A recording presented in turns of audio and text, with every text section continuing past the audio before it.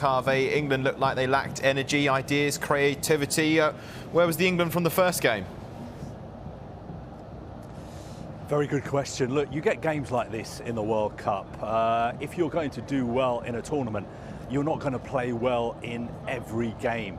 Most of the sides you come up against are going to be resilient, hard-working, difficult to break down, and they're often going to be games where you don't particularly play well, but you have to grind out a result, and that is what England did this evening. It was a very strange game in a very strange stadium.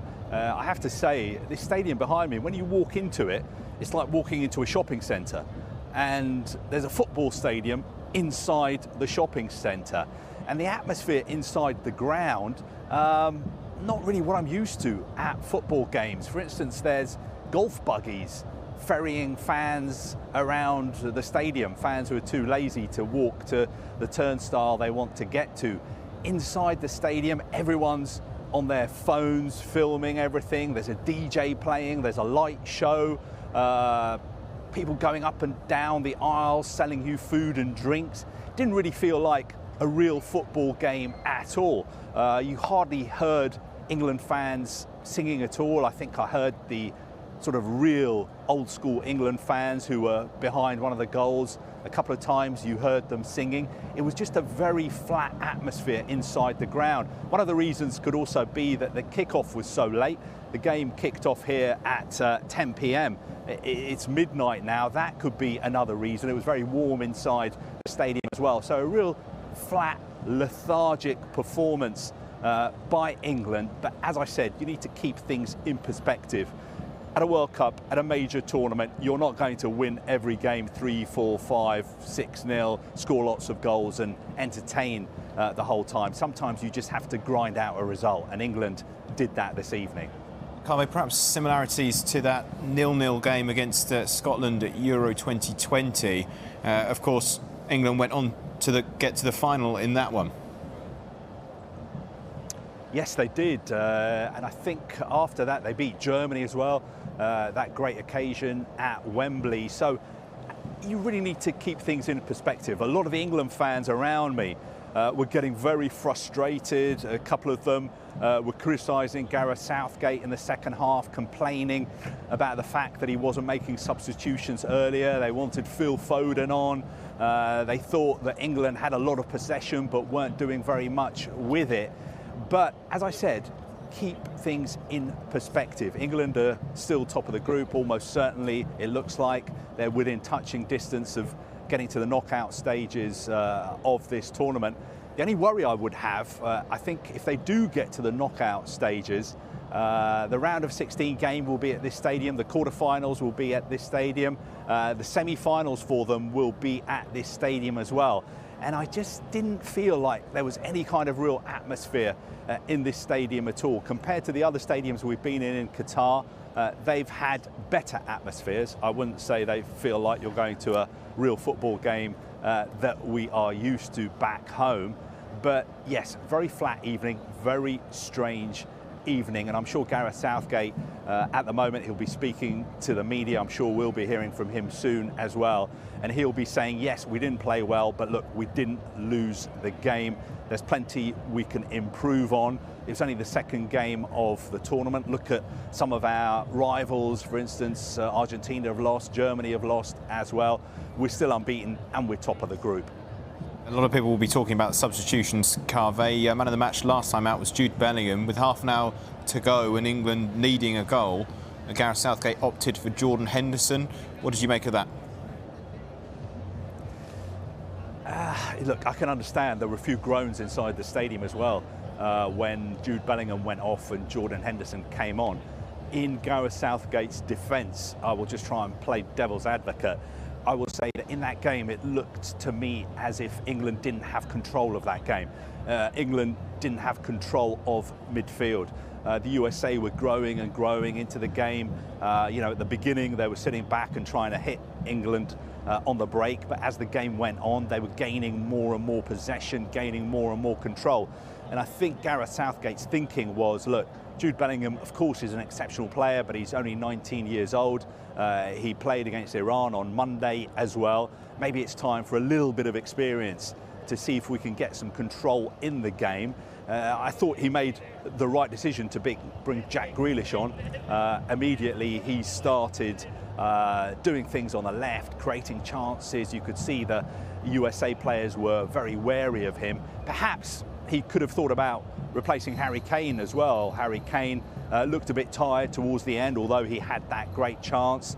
It was one of those performances where a lot of people who criticise the way Harry Kane plays, they say he plays too deep, he spends too much time in midfield, he plays as if he's a quarterback. That is the kind of game it was for Harry Kane. But he's such a good player, he's such an exceptional player, that you always thought there was the chance that he could score a late goal, and he almost did.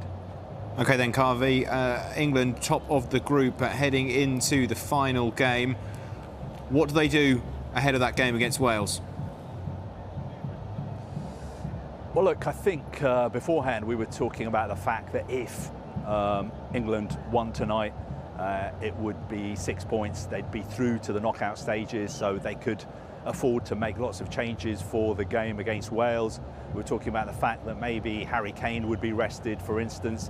I think now, because the group is much tighter, although England, of course, are in pole position and they're top, I think Gareth Southgate will have to play a pretty strong side, a very, very strong side against Wales. But I think he'll be under pressure to make some changes rather than go for the same starting 11. I think it would be a bit of a risk to start with the same 11 players for what would be the third game in 8 days. I would expect to see him make changes. For instance, players like Phil Foden to start. Wayne Rooney describing Phil Foden as England's best, most talented player. I think a lot of England fans will be wanting to see him start against Wales. But look, I know it was a flat performance. I know there were lots of complaints inside the stadium. There'll be lots of complaints from people watching the game on TV back home. But I think we should just retain a sense of perspective. We've been here before with England. Historically at World Cups, they don't have a great record against the USA. My producer was just telling me they still haven't beaten the USA at a major tournament. So they're a little bit of a bogey team for England. But I'm pretty confident that if Gareth Southgate can sort out a few things on the training pitch over the next few days, then England could be back to what we expect of them, the kind of dynamic performance that we saw against Iran, against Wales on Tuesday. Okay, Carvey, thank you. The goalless draw was England's 12th in World Cups, which is the most of any nation. Brazil are second with 9 0-0s. It was the USA's first goalless draw at the World Cup finals. Now, Aaron McLean still in the studio with us. Carvey talking about keeping a sense of perspective. Everyone got very, very excited when England beat Iran 6-2. It's equally, we shouldn't get too disappointed because there was a point from that game. Yeah, it's a case of not getting too high with the highs and too low with the lows. You know, England are in control of the group. You know, they top the group with 4 points, and they just need to make sure that they take care of business when they play against Wales. But the only problem is Wales didn't perform, and they're going to be like a wounded animal because they desperately need a win. They need a miracle, but they need a win first and foremost. So they're going to be gunning for England, and they'd love nothing more than to try and stick it to England, no doubt. No matter what we say about keeping a sense of perspective, there will be criticism of the England squad, so it's perhaps just as true to say that England might be like a wounded animal because they're not going to like the coverage they're going to get. Yeah, of course. Listen, but it makes for a great game. You know, for the neutral, it's a great game. Two teams who haven't performed in their last games at a World Cup and want to go out and give a performance. So, you know, hopefully for us all, it's a great game and England come out on top. Now, we were talking earlier about the maths and Wales having to beat England by 4 goals to 0. That is only the case if either Iran or USA get a win, of course, because they're playing each other in their final game. If they do draw, I'm looking at the table now, it would push Iran up to 4 points, but they have a goal difference of -2. So if Wales were to beat England by any score, just 1-0, and the other game is a draw, then Wales would go through with England. Well, listen, unfortunately, I want England to win. So, you know, there's so many different ways that this group can unfold. What I mean is, you know, Wales aren't going to go into this thinking we need to win 4-0. They're going to be going into it thinking, you know, if we can just get any win, there's a strong possibility that other game will be a draw. Absolutely. And listen, Wales aren't stupid. They're not going to come and think, right, we're just going to go 11v11 and just go for it. They're going to be strategic about the way they approach the game. So again, England are going to have to find answers to the questions. They couldn't find the answers today for whatever reason it was. There wasn't enough energy in the team. There wasn't enough creativity. There wasn't enough quality in today's performance. So they have to find different ways. It's going to be no different against Wales, but you're going to come up against, you know, one of your British rivals that desperately needs to win the game. So it's another difficult game for England. But if they perform at the levels that they can, they should win the game. And another 10 o'clock kickoff.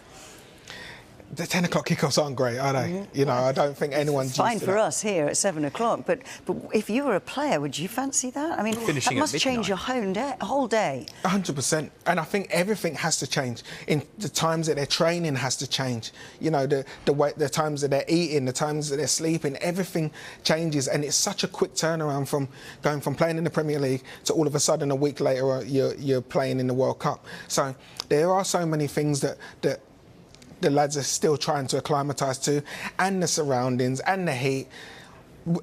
Carve was spot on. You have to take into consideration that there are so many things that these players and manager have to deal with.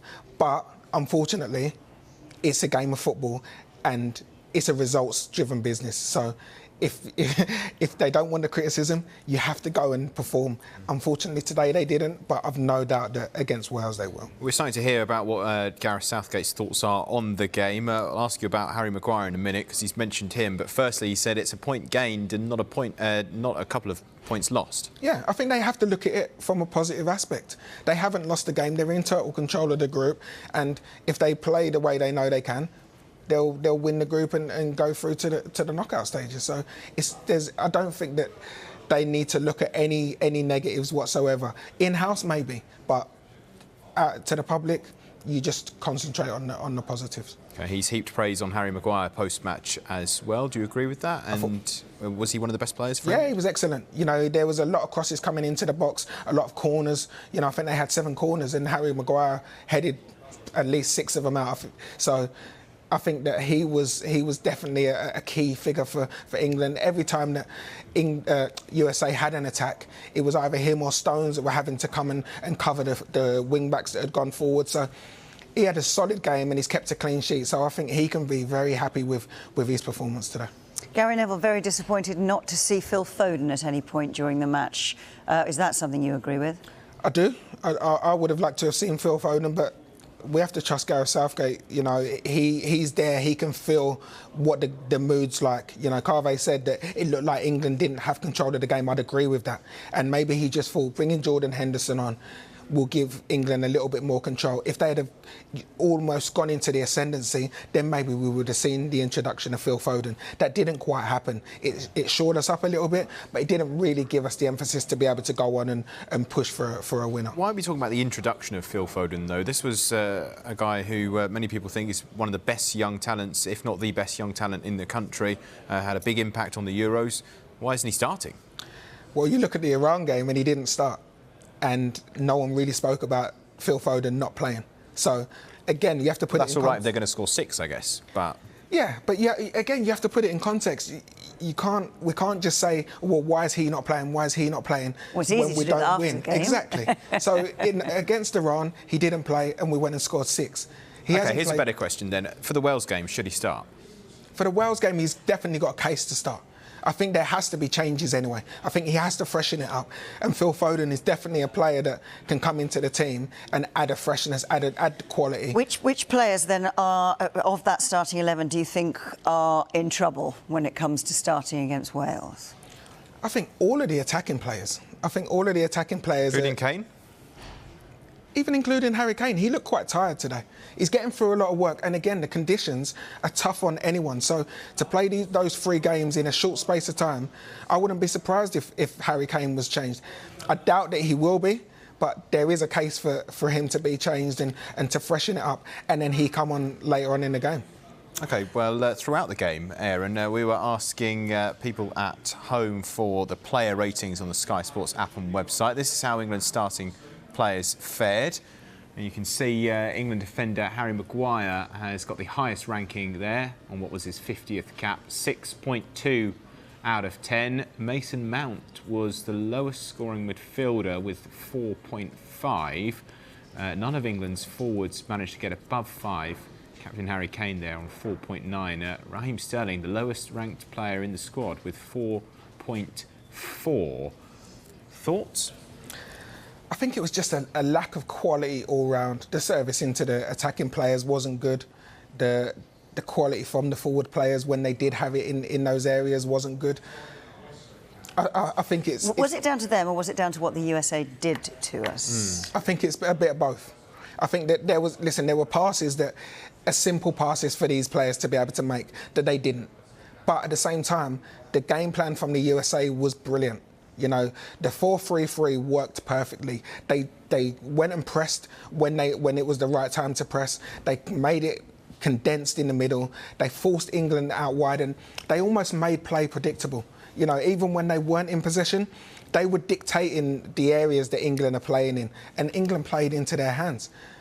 What's good for England is on the transition, they didn't really look in too much trouble. Defensively, they were solid. The back four and the goalkeeper were fairly solid. Didn't really have too many worrying moments. So that's a positive. And to come out of the game with a clean sheet and not really have been tested too much, you have to take the positive out of that.